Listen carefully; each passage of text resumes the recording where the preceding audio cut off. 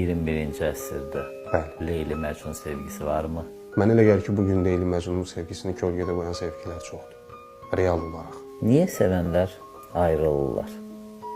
Əslində birinci, niyə qovuşmalıyıq sualına cavab tapmalıdır insanlar.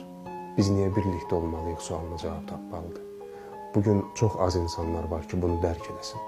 Əgər sən o insanın həyatında olmaq istəyirsənsə, onun bütün məsuliyyətini tam mənada dərk etməlisən. Bilməlisən ki, sən hara qədər onu xoşbəxt edə biləcəksən.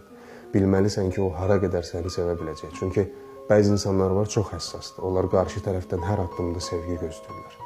Hər addımda, hər bir hərəkətdə istəyirlər ki, qarşı tərəf onlara diqqətli olsun. Amma nəzərə almaq lazımdır ki, hamı onlar qədər həssas deyil. Bu mənada gərək, belə deyək də, tayını tapsın da. Hər kəs bilməlidir ki, kimdən hara qədər sevgi gözləyir.